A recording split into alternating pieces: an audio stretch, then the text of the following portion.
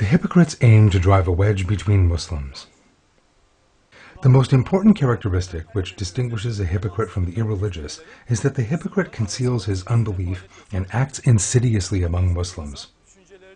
An atheist expresses his thoughts in an honest way and clearly states that he does not have faith. However, the hypocrite continues to live among Muslims, prays like them, and speaks in the way that they do. While the hypocrite takes benefit from all the moral and material opportunities provided by Muslims, he treats Muslims in an outrageous and treacherous way. His objective of existence in life is almost to give unease to Muslims. The happiness, well-being, the power of Muslims and their affection and commitment for one another torments the hypocrite. Because every beautiful attitude of Muslims reminds a hypocrite how unscrupulous he is and how he lacks character, the presence of Muslims around him becomes a cause of anger for him. For that reason, one of the most common methods employed by a hypocrite is to do harm to Muslims, to shake their commitment to one another by resorting to insidious schemes and break them up. In verse 107 of Surat At-Tawbah, God reveals the treacherous nature of the hypocrites.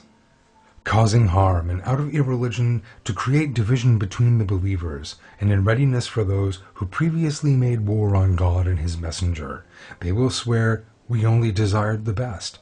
But God bears witness that they are truly liars. Surat At-Tawbah 107.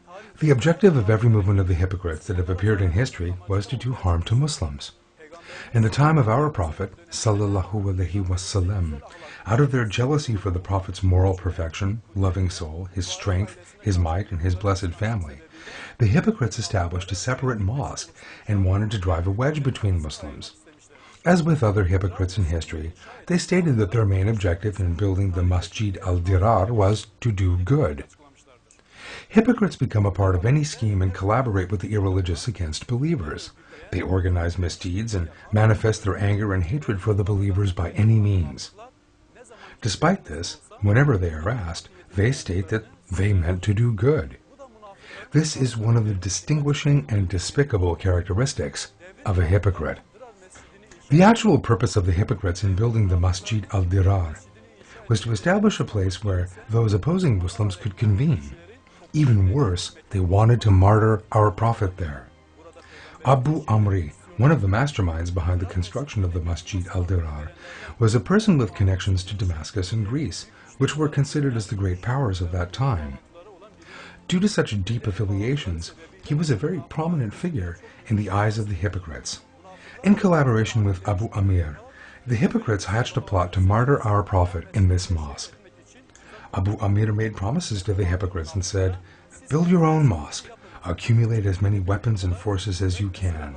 Meanwhile, I will visit Caesar, the Greek ruler, bring troops from Greece, and thus we will repel Muhammad and his Shabah from Medina."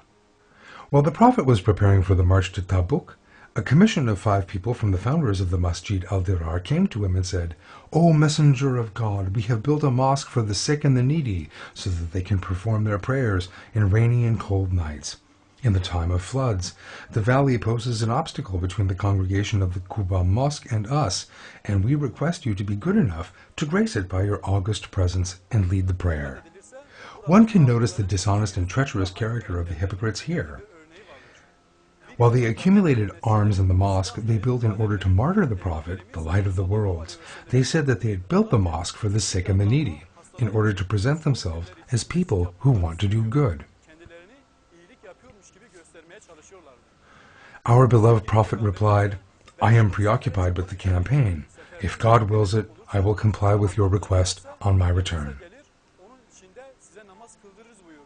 After his return to Medina, the hypocrites who built the Masjid al-Dirar wanted to take our Prophet to their mosque. However, God revealed the verses 107 and 108 of Surat At-Tawbah. As for those who have set up a mosque, causing harm and out of irreligion, to create division between the believers, and in readiness for those who previously made war on God and His messenger, they will swear, "We only desired the best." But God bears witness that they are truly liars.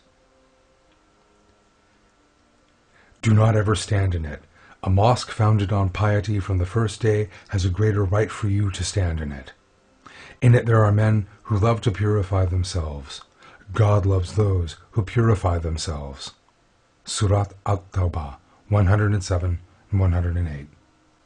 In this way, the schemes hatched by the hypocrites were foiled once again, and they couldn't achieve any success against the believers.